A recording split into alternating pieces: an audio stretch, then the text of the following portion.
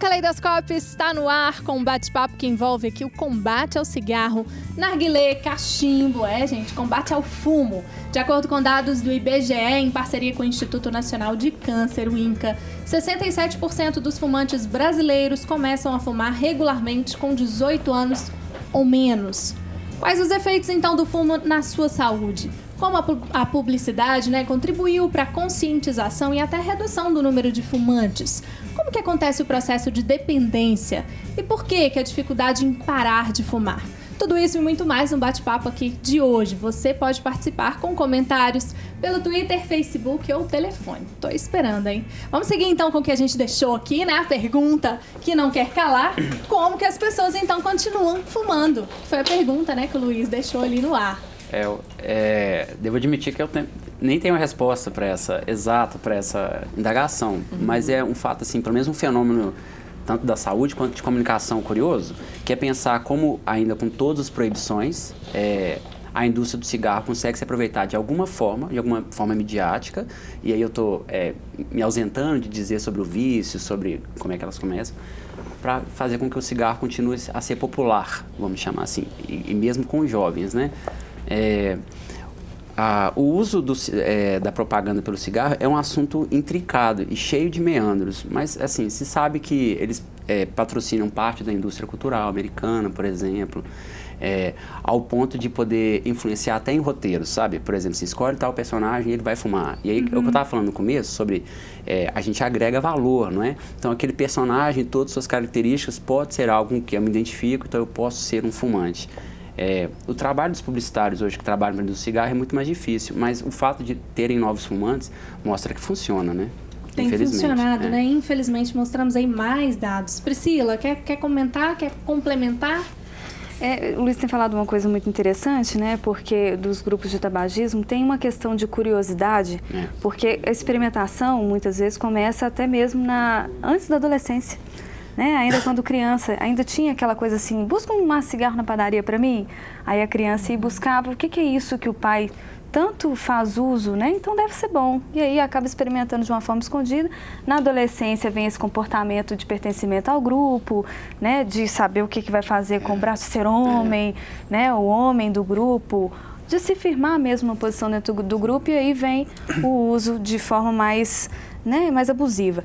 E é interessante que a primeira tragada não é nada agradável, Muitos falam que engole, tosse, passa mal, mas espera lá, ainda continua, Aí tem essa questão do comportamento, desse fenômeno de grupo que acontece na adolescência. E além dessa questão do grupo, que é o segundo fator que mais favorece essa experiência, o primeiro fator, assim, com dados de pesquisas brasileiras, é a curiosidade.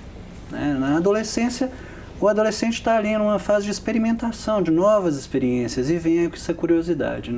E a indústria do tabaco aproveita disso e colocava, acho que regulamentou ali justamente esses aditivos no cigarro. Então coloca açúcar, essências, licores de vários sabores, e que quando queimados vão fazer o cigarro ser mais prejudicial ainda para a saúde, mas vão causar um impacto. Deixa eu provar um cigarro de canela, deixa eu provar um cigarro com aroma de chocolate, de menta. E isso vai em quem? Justamente no público que vai começar a fumar. O principal alvo dessas essências é o público jovem, porque justamente a primeira tragada ele não gostou. Mas e se o cigarro tiver um aroma disso, aroma daquilo? Nem parece que faz mal, O aroma de menta, chocolate, nem parece que faz mal, é algo, Isso mesmo. E ainda outras possibilidades também, Como eu citei o narguilé, Que o narguilé faz tão mal ou mais, Não é isso? Assim, causa uma dependência. O cigarro de palha também, que muitas vezes... Gente, começa com cigarro de palha. É uma coisa absurda, porque o cigarro de palha, como ele não tem o filtro, a quantidade de monóxido de carbono, de nicotina e alcatrão que entra para o organismo e cai na corrente sanguínea é quase comparada a 5 cigarros, desses normais, né, industrializados. E o narguilé, né, está até saindo agora por causa do Dia Nacional no combate ao fumo, de como que ele levando de 30 a 60 minutos, 80 minutos para ser fumado, pode chegar a 100 cigarros. Imagina 100 cigarros, né, de papel normal sendo fumados em 1 hora praticamente. É muita coisa, é muita nicotina, é muito alcatrão, é muita substância que vai. Porque querendo ou não, é tabaco aromatizado que está ali no meio. É super curioso, né, isso que vocês estão dizendo, assim, eu trabalho no meio universitário, então eu reparo os meninos, eles têm as áreas de fumante e tudo mais. E como assim, existe uma propaganda ostensiva contra, né, uma publicidade, perdão, ostensiva contra o hábito do fumante, o fumante ele é tratado como um pária, né, tanto é que você tem que sair para fumar e tudo mais. Então eu assim, consigo reparar os meninos fumando, e é justamente o que vocês estão falando, eles fumam cigarros de sabor, em sua maioria, olha como que é engraçado, né, na minha época todo mundo fumava esses cigarros normais, né, os cigarros de sabor e os de palha. Parece que não é que está se enganando, mas como se dissesse para ele mesmo que de alguma forma está protegido, né? Protegido pelo chocolate, veja bem, né? Ou pela menta, né? O efeito, né? O efeito não é bem tão adocicado quanto... Isso. Se você pensar sobre esse ponto de vista da publicidade, né? Como é que você vai associar uma coisa tão ruim ao doce, né?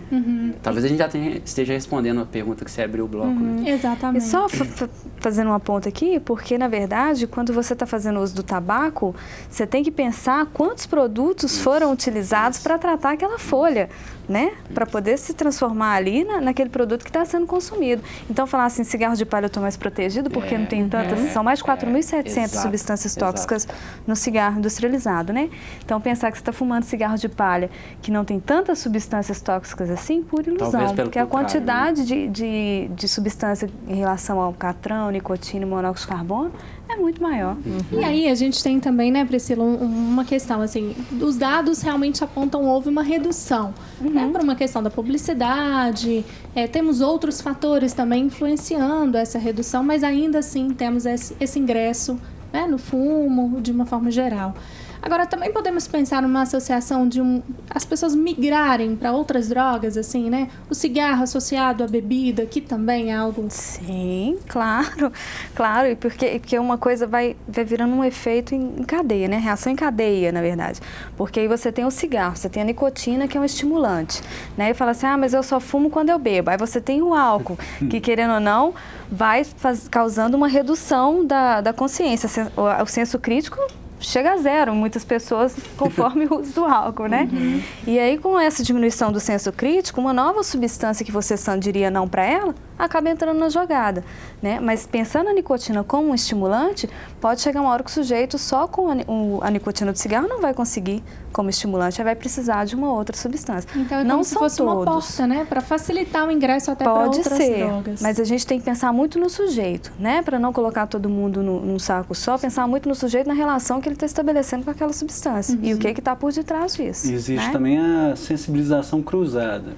O indivíduo, depois que ele sensibilizou uma determinada substância, por exemplo, a nicotina, com outras substâncias que ele tiver contato, outras substâncias capazes de desencadear a dependência, ele vai tender a consumir quantidades bem maiores daquelas outras substâncias e vai ter uma resposta muito maior àquela substância. Então, a probabilidade dele se tornar dependente, se ele experimentar as outras substâncias, aumenta. Muito grande. Né?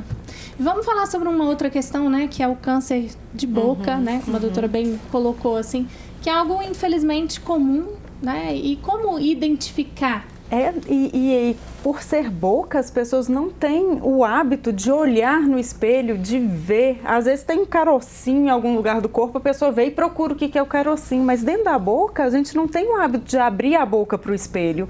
Então, quando vê que já tem alguma coisa, já é algo que já saiu de dentro da boca e já está aparecendo tá em outra proporção, no exterior. Já está numa proporção maior.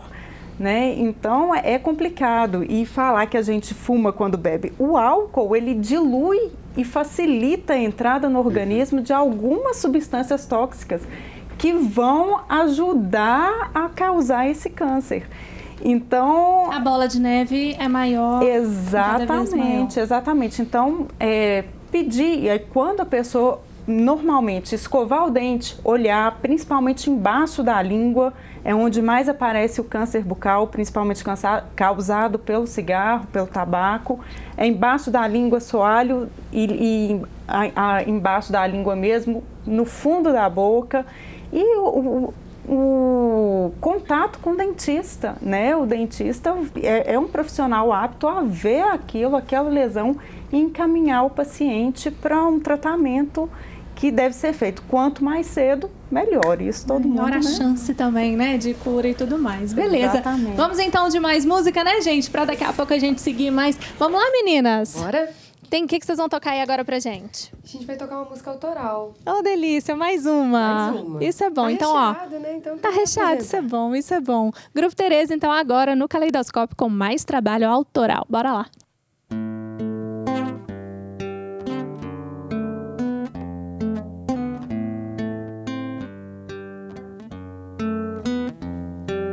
Menino criado em roda de samba, crescido em Santa, sou quem eu sou. Carrego no peito o orgulho de ser alvinegro, herdeiro direito de um pai sonhador.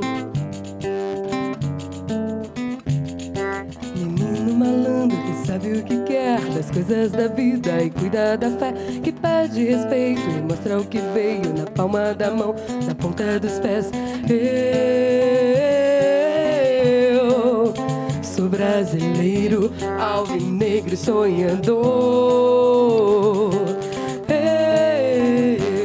Eu digo ao mundo inteiro, nem tudo é dinheiro, meu samba é amor. Cuido bem dos amigos que tenho, pois sei que inimigos não vão me faltar. Sigo sob a proteção de Iemanjá e Oxalá. Eu sou brasileiro, alvinegro e sonhador.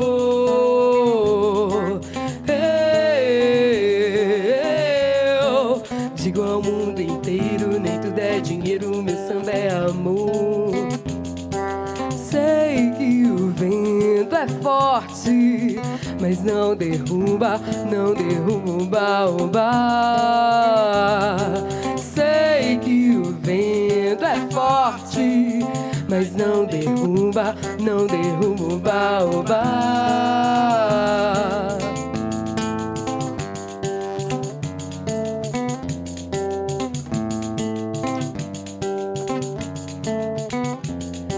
Menino criado em roda de samba, crescido em Santa, sou quem eu sou.